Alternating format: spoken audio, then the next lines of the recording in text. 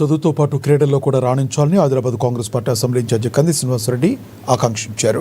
ఆదివారం పట్టణంలోని ఇందిరా ప్రియదర్శిని స్టేడియంలో జరిగిన రాష్ట్ర స్థాయి 11వ తెలంగాణ రాష్ట్ర సబ్ జూనియర్ అథ్లెటిక్స్ పోటీల ప్రారంభోత్సవానికి ఆయన హాజరయ్యారు.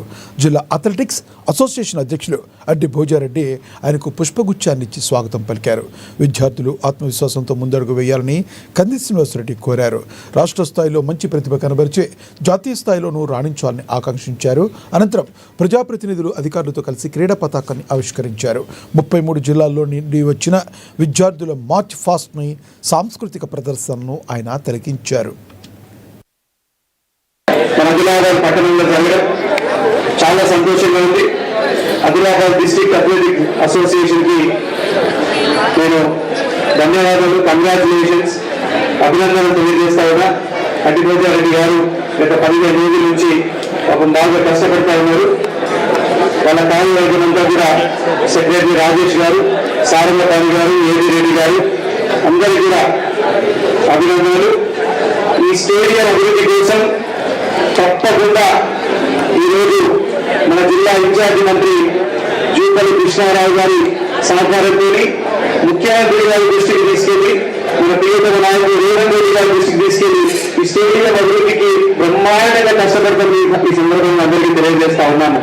మీ అందరికీ కూడా చాలా చిన్న పిల్లలు, మేము కూడా రెసిడెన్షియల్ స్కూల్లో చదువుకున్నా, నవోదయ స్కూల్లో 6th క్లాస్ నుంచి 12th క్లాస్ వరకు చదువుకున్నాం.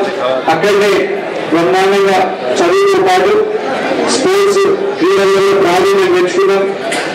మీ అందరికీ కూడా గొప్పగా క్రీడలలో స్పోర్ట్స్లలో బ్రహ్మాండంగా ఎదగాలని, మీరందరూ జాతీయ స్థాయి వరకు కూడా రాణించాలని, అలాగే ప్రభుత్వం తరఫున ఏ సహకారమైనా మేమందరం ఇక్కడ వేదిక పెట్టినటువంటి పెద్దలందరూ కూడా తప్పకుండా మీ అభివృద్ధి కోసం కృషి చేస్తారని మనస్ఫూర్తిగా చిన్నపిల్లలందరూ కూడా ఆశీర్వదిస్తూ, మీరు ఎప్పుడూ గుర్తుపెట్టుకోండి, ఆత్మవిశ్వాసం, సెల్ఫ్ కాన్ఫిడెన్స్ ఈ రెండు చాలా ఇంపార్టెంట్.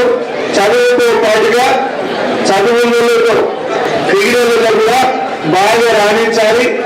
మీరు అందరూ గుర్తుపెట్టుకోవాలా, ఒక చిన్న కొరియా, సౌత్ కొరియా అనేటువంటి దేశము చాలా చిన్న దేశము, చాలా తక్కువ పాపులేషన్ ఉన్నటువంటి జనాభా ఉన్నటువంటి దేశము.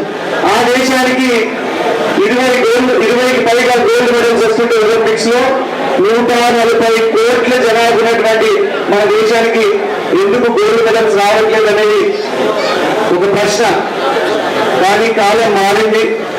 మీరు ఇప్పుడు చాలా ప్రైవేట్ ఇన్స్ట్రక్టర్స్, కోచింగ్ సెంటర్స్ ఉన్నాయి. వాటన్నింటినీ సద్వినియోగం చేసుకోండి. మన ఒలింపిక్స్ లో కానీ, కామన్వెల్త్ గేమ్స్ లో కానీ ప్రతి స్పోర్ట్స్ లో మంచి మన దేశ జెండా, మన తెలంగాణ రాష్ట్ర జెండా ఎగరేయాలని, మీరంతా అత్యున్నత స్థితికి చేరుకోవాలని మనస్ఫూర్తిగా